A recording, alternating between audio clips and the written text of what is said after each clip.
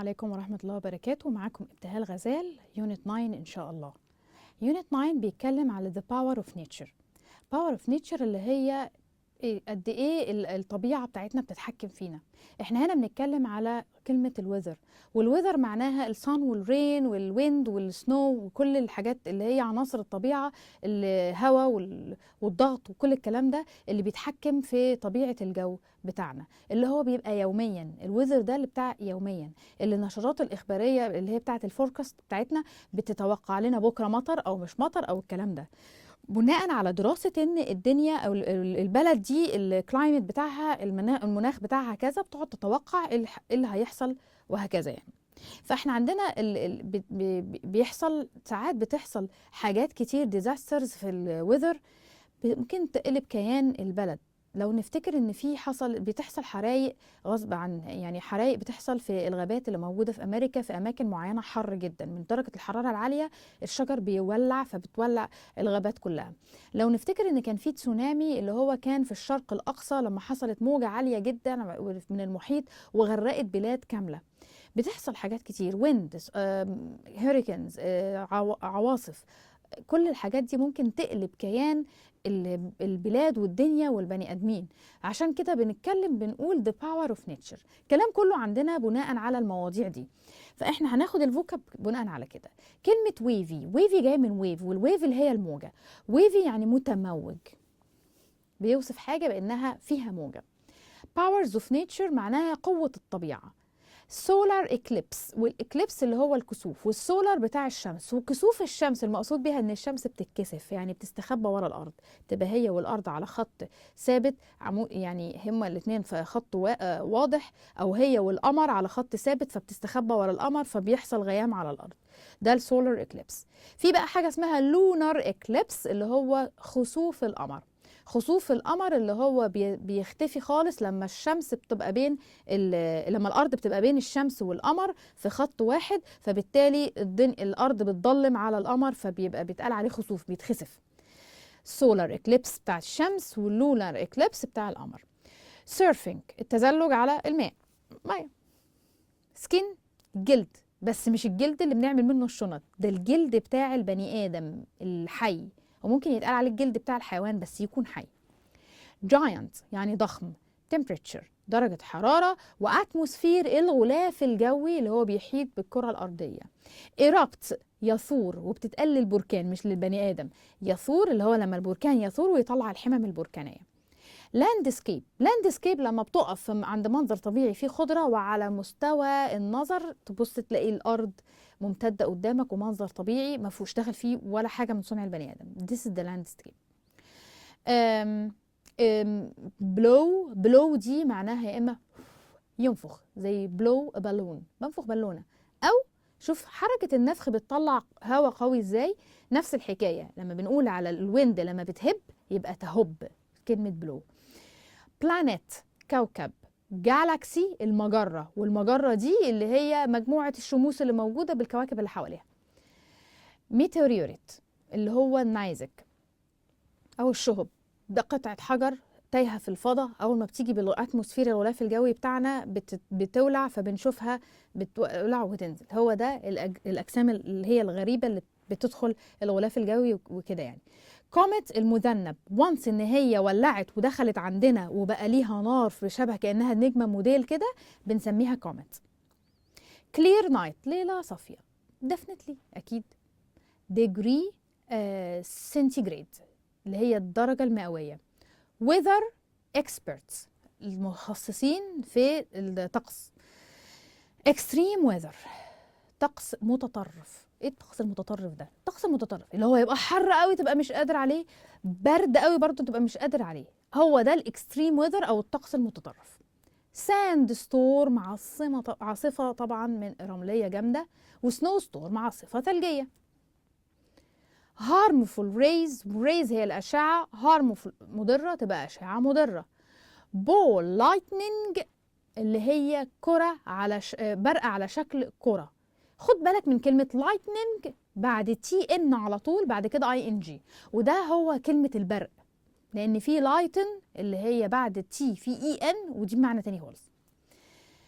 average wind speed متوسط سرعة الرياح. beneath تحت. astronomy علم الفلك، لو تفتكروا في astronaut اللي هو رائد الفضاء. chase اللي هو يطارد. follow يتبع. exist يوجد. little ice age العصر الجليدي الصغير. أنتاركتيكا اللي هو منطقة القطب الجنوبي في الأرض، القطب اللي من تحت ده. تورنيدو الزوبعة. وإيه الزوبعة دي؟ الزوبعة دي يعني عبارة عن هواء، شوية هواء بيلف حوالين بعضه فبيعمل زي دوامة هواء.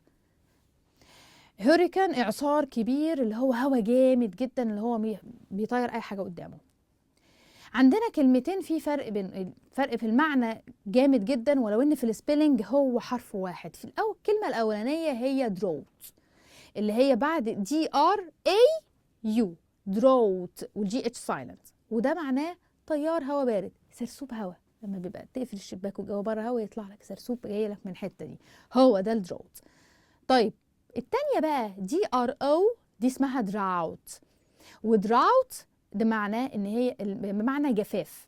يعني ايه جفاف؟ لما يبقى مره واحده منطقه ما فيهاش مطر، ما فيهاش اي حاجه والدنيا جفت، ده باسمه drought. economical وايكونوميك. economical لما بنقول شخص economical شخص اقتصادي يوفر مال ويوفر جهد ما شاء الله عليه يعني.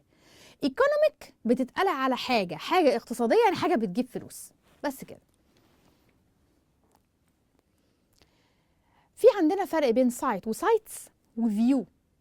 نبدأ بفيو. فيو اللي هو الحاجة اللي انت تقدر تشوفها من مكان معين.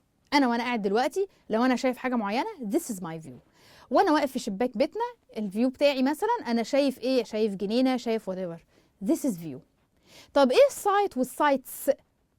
السايت الاولانية البصر، القدرة على الرؤية، حاسة اللي عندنا دي اسمها سايت، او بيتقال عليه مشهد، حاجة معينة أنا ممكن أشوفها. مثلا at the sight of blood I faint، أنا بيغمى عليا إيه؟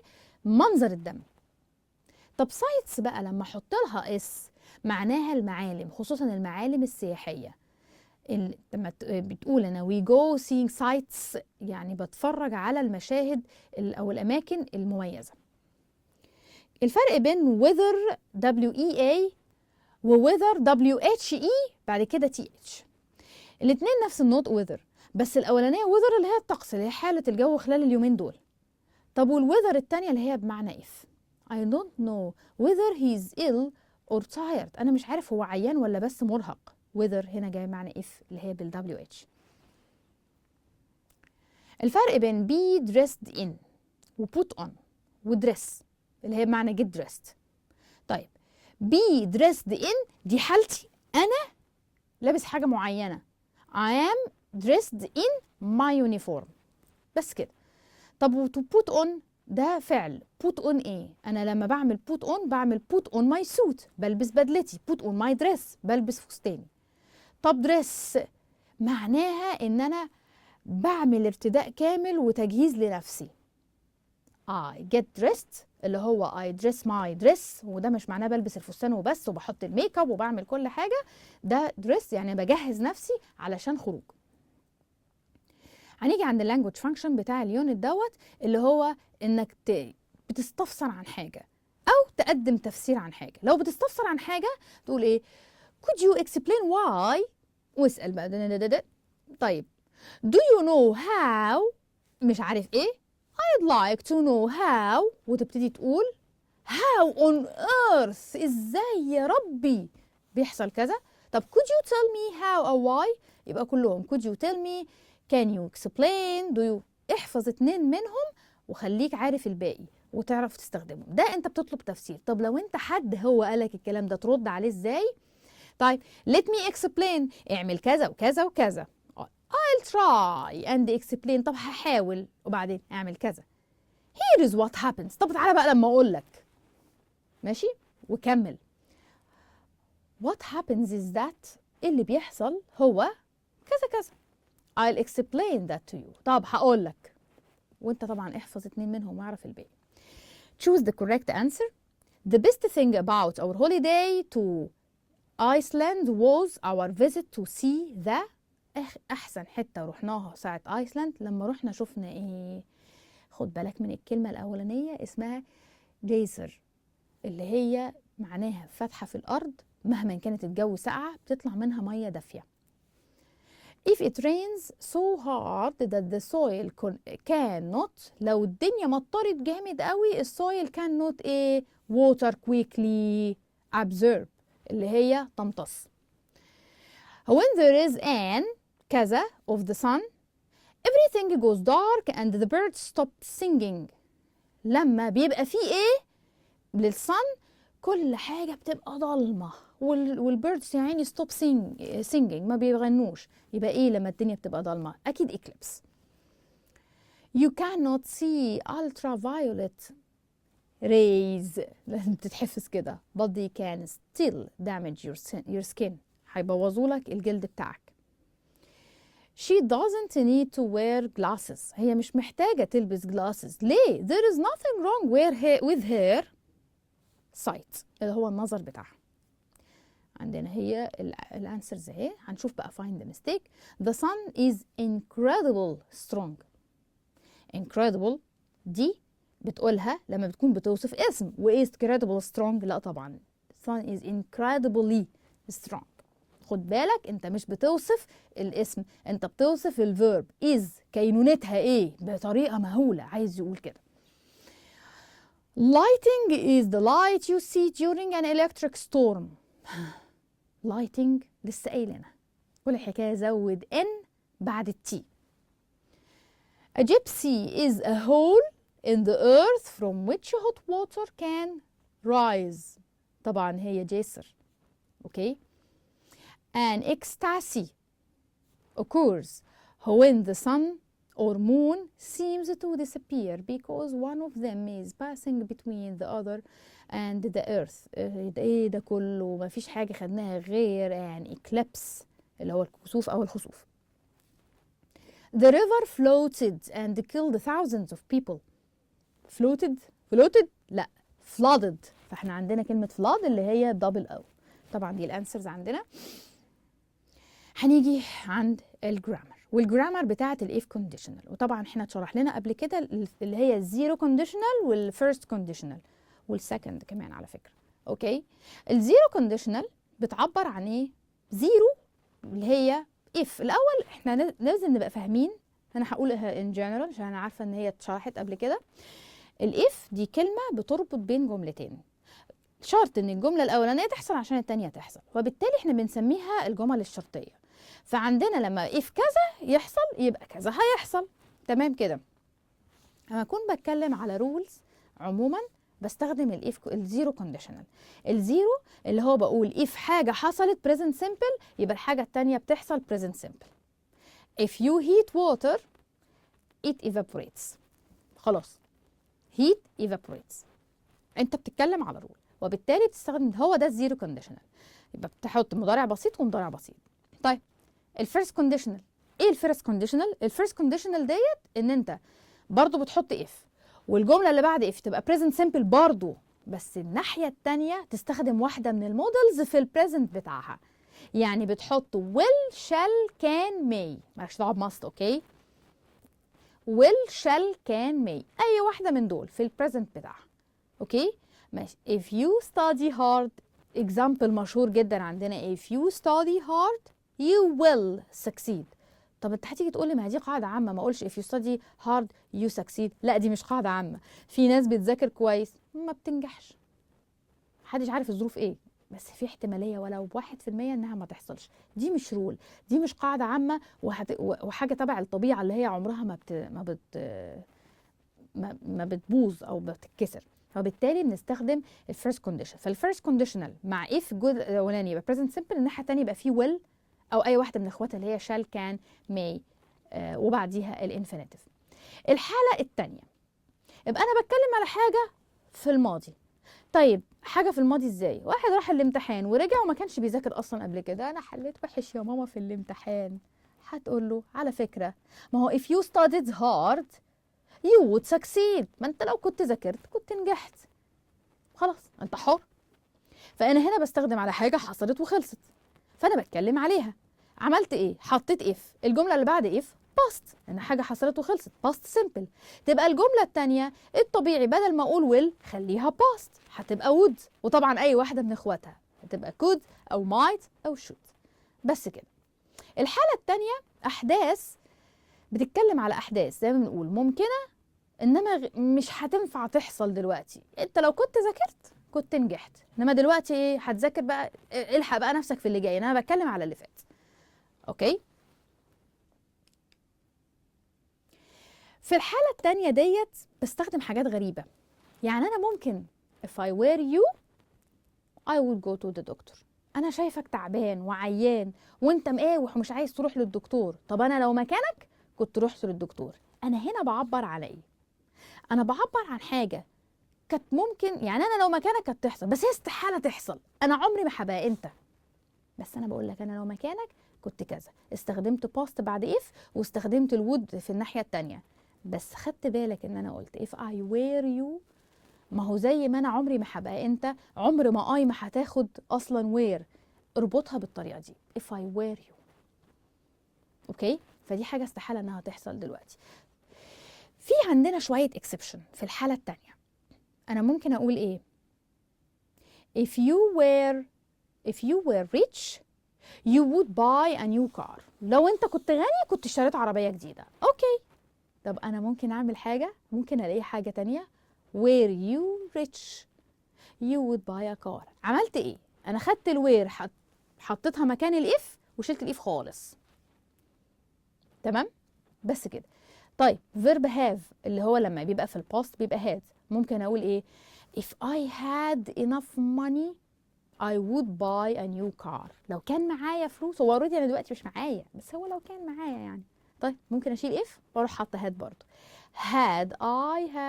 had I enough money، سوري يعني had I enough money يبقى I would buy a car. فانا عندي verb were verb had لما بيبقوا موجودين ممكن اخدهم واروح حطاهم مكان الاف. تمام. نفس الحكايه verb should. مثلا اقول ايه؟ احط should بدل if. should he play well he would win. ما هو لو كان لعب كويس كان كسب. should انت شايفها المعنى شكله غريب، الشكل شكله غريب، بس هي المعنى ان should بتيجي بدل if. كان المفروض كان يذاكر كويس. الحالة الثالثة للكونديشنال. الحالة الثالثة دي بتاعت الأحلام، الريجريت، الندم.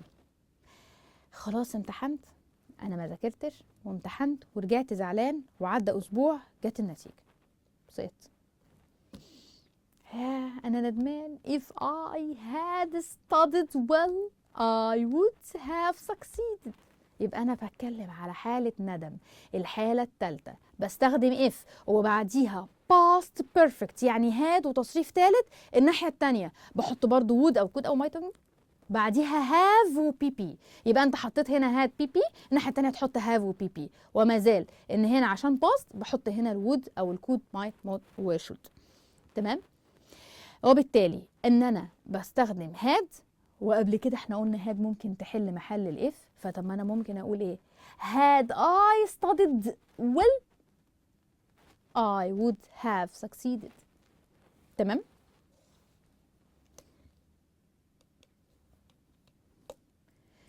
نوت صغيرة ان انا بستخدم unless ممكن بدل if، وبتطبق عليها كل حاجة خاصة باف اللي هي شرطية. أي حاجة هتتحط بمعنى شرط، يعني أنا لا شرط إن ده يحصل ده هيحصل، يبقى أنا بستخدمها بنفس استخدامات if.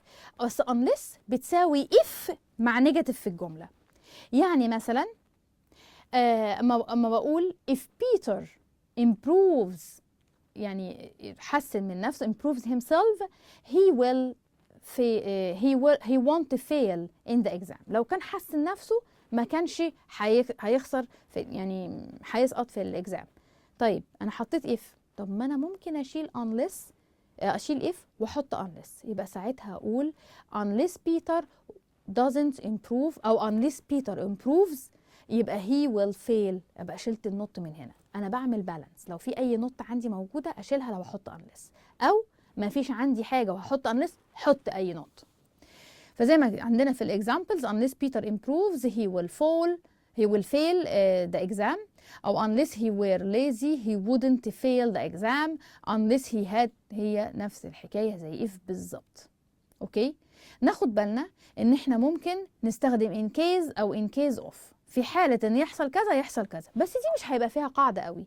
ليه؟ لأن لما بقول لو قلت في in case of مش هيبقى فيها قاعدة، بقول in case of studying well he will pass the exam. In case of studying well he would pass the exam. In case يبقى أنا مش رابطة حاجة بحاجة، لأن in case of studying well دي مش جملة أصلا عشان يبقى فيها أصلا verb. إنما in case وحطيت بعديها جملة كاملة زي if، أقول in case he studied well studied يبقى الناحية التانية he would، يبقى أنا بمشي كأني زي الرولز بتاعتي بالظبط، كأن الزيرو كونديشن أو الفيرست أو السكند أو الثيرد، بس استخدمت in case. في expressions تانية طبعا بنتحط علشان تعبر برضو عن الكونديشنالز اللي هي الشرطية، but for without ويجي بعديها verb ing زي in case of كده.